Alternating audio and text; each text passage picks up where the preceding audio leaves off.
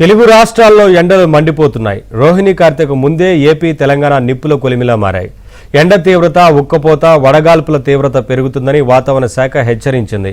రాగల 3 రోజులు గరిష్ట ఉష్ణోగ్రతలు 2 నుంచి 3 డిగ్రీలు పెరిగే అవకాశం ఉందని పలు జిల్లాలకు రెడ్ అలర్ట్ జారీ చేసింది.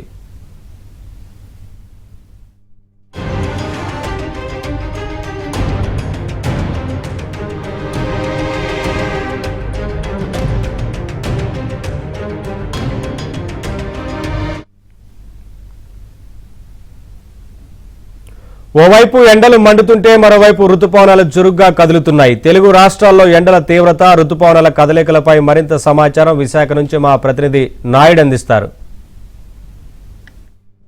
రెండు తెలుగు రాష్ట్రాల్లో ఎండల తీవ్రత కొనసాగుతుంది. ఇప్పుడు ఆంధ్రప్రదేశ్లో చాలా మండలాలకి వడగాల్పుల తీవ్రత కూడా ఉండేటువంటి అవకాశం ఉంది. సాధారణం కంటే 2-3 డిగ్రీలు, కొన్ని చోట్ల 4 డిగ్రీల వరకు కూడా నమోదయ్యేటువంటి అవకాశాలు ఉన్నాయని చెప్పి వాతావరణ నిపుణులు అయితే అంచనా వేస్తున్నటువంటి పరిస్థితి కనిపిస్తుంది. ప్రస్తుతం ఆంధ్రప్రదేశ్లో ఏ ప్రాంతాల్లో ఎండల తీవ్రత ఎలా ఉండబోతుందో మనతో మాట్లాడేందుకు వాతావరణ శాఖ అధికారి కుమార్ గారు ఉన్నారు. సార్ చెప్పండి, ఇప్పుడు ప్రస్తుతం ఎండల తీవ్రత ఎలా ఉంది? ప్రస్తుతానికి ఈ రోజు నుంచి రాబోయే వారం రోజులు కూడా ఐసోలేటెడ్ ఏరియాస్లో హీట్ వేవ్ ఉండే అవకాశాలు ఉన్నాయి.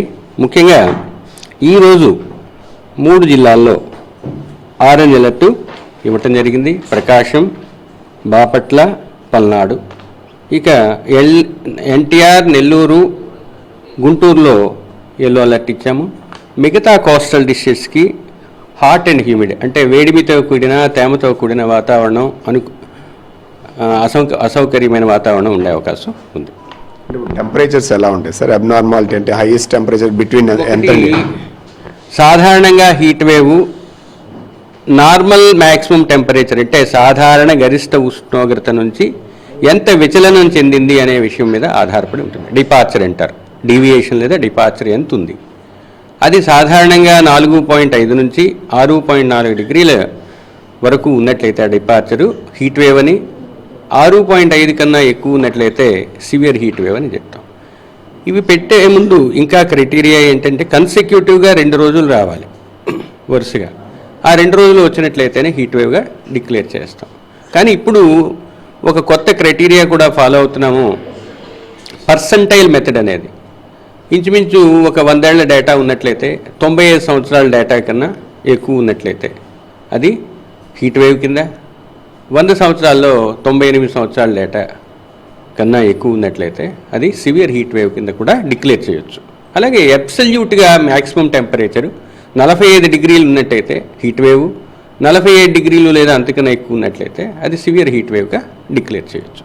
ఇప్పుడున్న పరిస్థితులు పర్సంటైల్ క్రైటీరియా ప్రకారం మ్యాచ్ అవుతున్నాయి కాబట్టి రాష్ట్రంలో రాబోయే వారం రోజులు కూడా సాధారణ గరిష్ట ఉష్ణోగ్రతల యొక్క విచలనంతో పాటు పర్సంటైల్ మెథడ్లో కూడా చూసినట్లయితే వివిధ కోస్తా జిల్లాలలో ఈ రోజు నుంచి రాబోయే వారం రోజులు కూడా 1-2 చోట్లైనా వడగాలులు వీచే అవకాశం కనిపిస్తుంది. వారం రోజుల పాటు ఇలాంటి కండిషన్స్ ఉండేటువంటి అవకాశం ఉంది కాబట్టి ప్రజలు జాగ్రత్తలు తీసుకోవాలి.